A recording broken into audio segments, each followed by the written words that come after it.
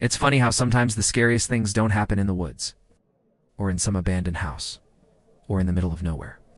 Sometimes they happen right in your own town, in the most ordinary places, when you least expect them.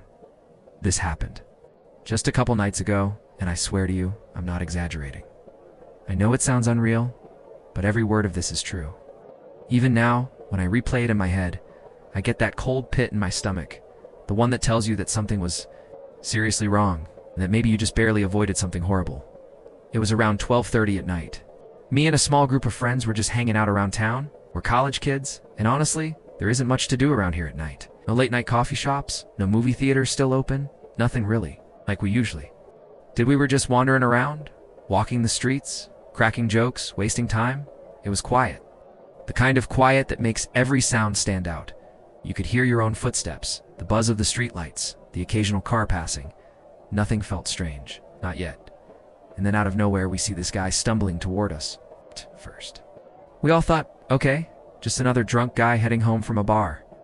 That's not unusual. But then as he got closer, we noticed a few details that immediately gave us pause. He was wearing overalls and a trucker hat. And that's it. No shirt, no shoes, just dirty overalls and a hat, stumbling in the middle of the night. He looked completely out of place. Already something about him made my skin crawl. He stopped right in front of us, swaying a little, his eyes unfocused, and he slurred, "Hey, can you help me find my house?" That was the first red flag. Who forgets where they live, and at 12:30 at night? I was about to say no because I had a bad feeling, but before I could get a word out, one of the girls in our group, being kind and polite, immediately said, "Yeah, sure, we'll help you." And in that split second I thought, well, there it is.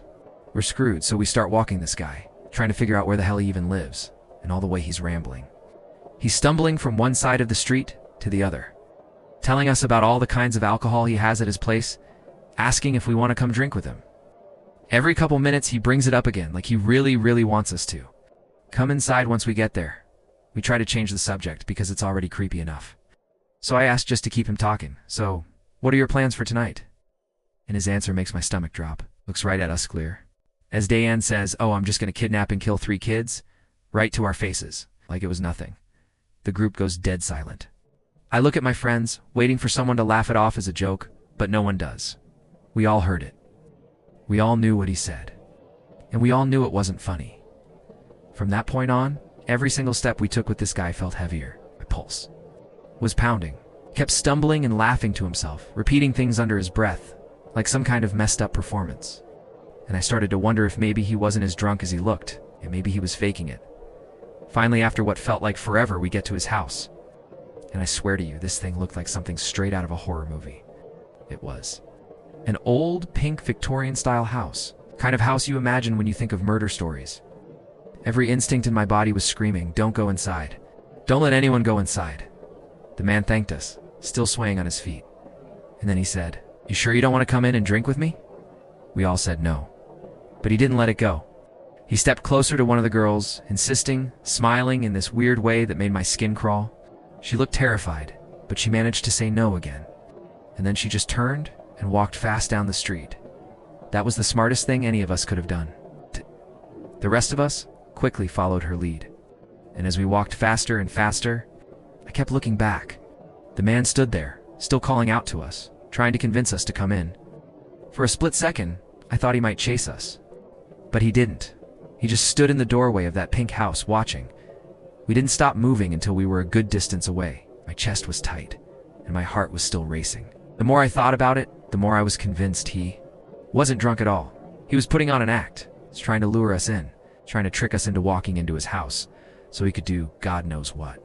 And honestly, the scariest part is, what if one of us had said yes? What if we'd all gone inside because we were too polite, too nervous to say no? Would we even have made it back out?